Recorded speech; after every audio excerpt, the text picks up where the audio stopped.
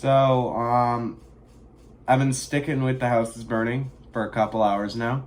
Uploaded my reaction last night. So now I'm going to give you guys the full review of it. I think, okay, where I want to start with this is I think really like where I feel like Zay was going as an artist. Like, Zay, if you don't know, dropped a project in 2014 titled ZAYYY Demo, which is, I've never understood what it is. I mean, I know it's kind of a mixtape, but it's never been categorized as a mixtape. It's been categorized as an LP, which technically means album, but oh, shut the fuck up. I don't care.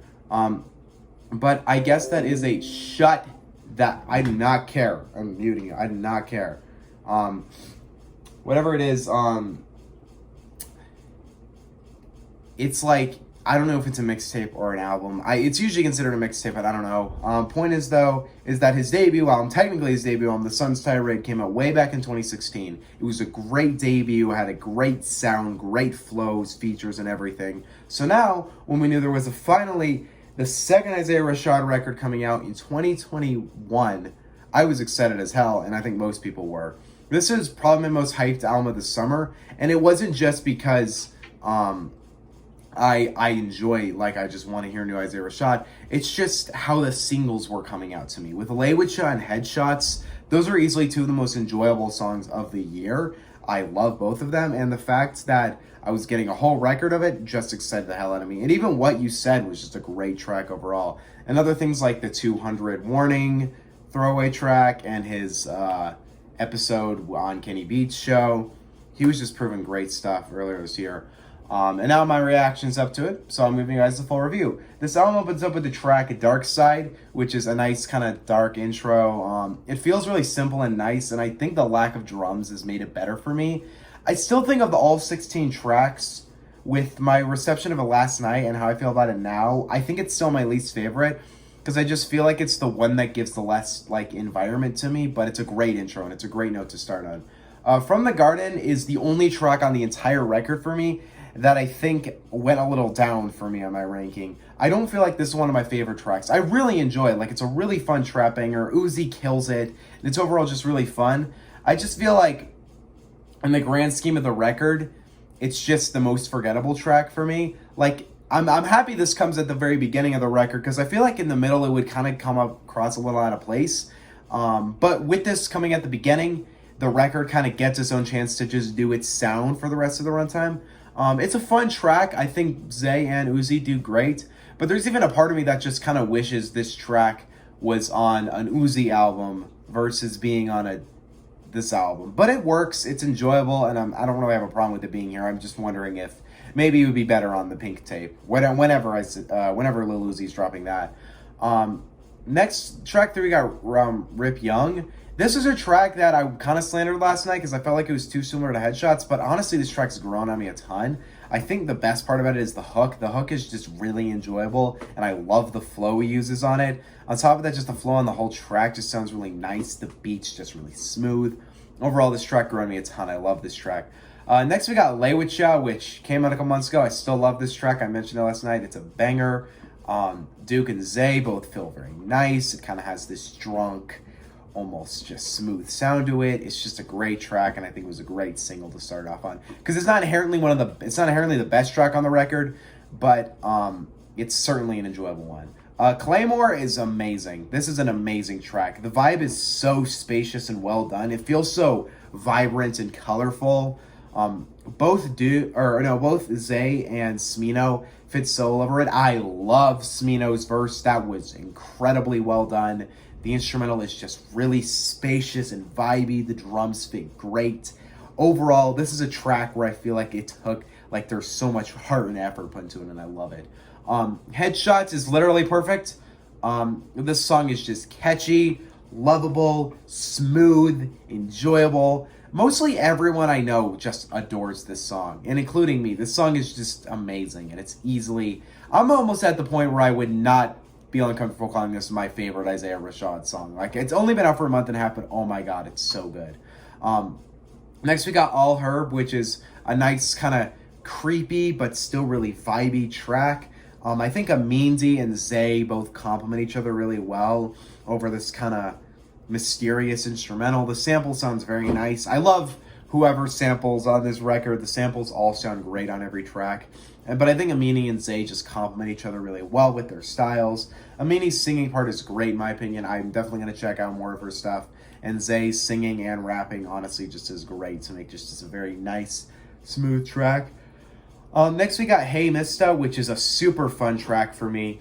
The tempo is a lot more quick, and I feel like it's just meant to be a lot more fast-strong. I don't think it's really one of my favorites, though. I like it for what it is. It's enjoyable, it's nice. It's just one of the tracks I don't think has nearly the stinger of the other tracks to it. There's not really that thing about this track that makes it really stand out on the track list. For me, it's just a pretty nice song, and I wouldn't cut it if I had to cut a track, I might cut it, but I still really enjoy it for what it is, and overall it's a great track.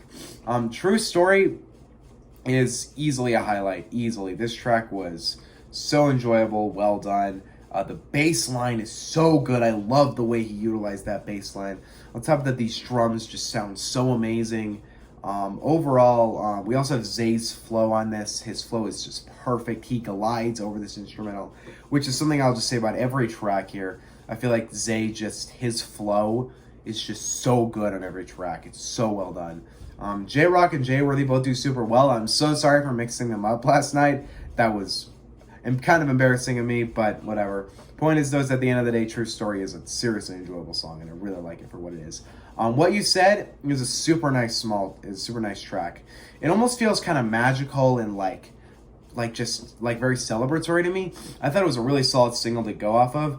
I Am Dochi, I have never heard before, but from this, I really like her. And same with Cal. I think they both just do super well on the track. At the end of the day, it's just a very nice, just very lovely track overall. Which is the thing I noticed about this record. There's not a ton of tracks on this I feel like are just like club bangers. The closest it ever gets to that is From the Garden or Lay With Ya. Most of the sound that makes it so good is just how just smooth all of it is. Like almost to the extent of being like an R&B kind of record. It sounds amazing on, like just his sound just sounds great on this. Chad is, so we got Don't Shoot, which is a nice track. I really like the message. I think that's what makes this track so good for me. I like the message on like placement and like depression and how you fit in the world. I think it's a really nice track. In that sense, the drums sound really nice. I think his vocals are really well mixed. Overall, it's not like a highlight, but for the record, I like it for what it is. Chad is a great song, just a great song. The beat is so well produced. Those drums with Zay's singing, mwah, it is so good. It's just so well done. And YG TUT absolutely kills his verse. With one of the best tracks on the record. One thing I did notice about YG TUT that when I've listened to it more, it does really sound like a combination of Amir Van from Brockhampton and Future. I just noticed that. I just think that's interesting. I've never heard the guy before, and someone in my comments told me that apparently him and Zay go way back, so I'm definitely going to check out more of his stuff. At the end of the day, Chad is just a great song. It's just so well done, and I really enjoy it for what it is. Next we got 9-3 Freestyle, which is just a solid freestyle. I really love Zay's just direct flow on this. He just glides over it and bounces over it super well. The beat is, I feel like, the least produced beat on the album, and I kind of like that because it lets his rapping come to the forefront. But I love the piano sample of back. I think it sounds great. At the end of the day, Zay just murders this as a freestyle, and I think it's nice to be on the album because it just proves he has that talent in him. Overall, great song, great song. Next we got Score, which is easily one of the best songs in the album. It probably is my second favorite after Headshots. This song is fucking beautiful. The flows from ZAYYY just sound amazing, and on top of that, his harmonizing with SZA is My Reason to Live Now. That is just amazingly well done. On top of that, it sounds so smooth and lively, and Black comes in with an amazing verse too. It's overall just this very lively, colorful track that honestly I just really enjoy the hell out of, and absolutely will be revisiting this track a ton in the future. At the end of the day, I just think it's really great. Score, yeah, no, probably my second favorite track on the whole record. I really enjoy it for what it is. Then we got the title track, it's just Thib, so it's just the house is burning initials. It's a nice track. I think the hook is just my favorite part of it. I think it just really does that hook really well. Zay has a lot of fun with it and has a lot of fun with his lyrics and his flows. One thing that is interesting though, on Zay's Twitter last night, he tweeted saying he wanted 21 Savage on the track, which I so wish happens. That would be such a good collab. Isaiah Rashad and 21 Savage.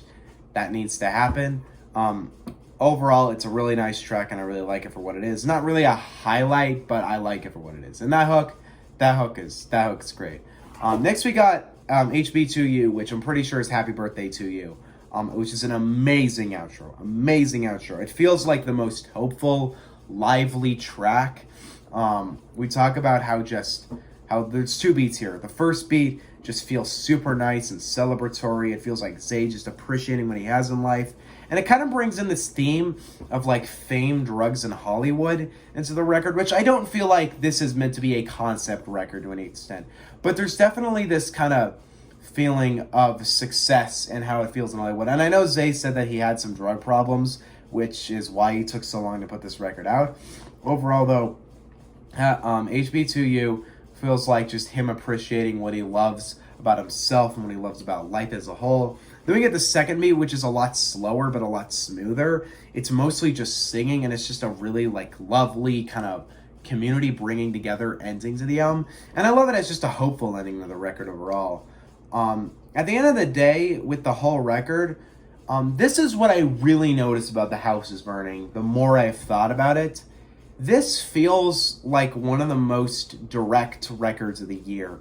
There is no, there is such a, it is so clear that Isaiah Rashad has spent so much time on this record. Every flow feels the best he could have done it.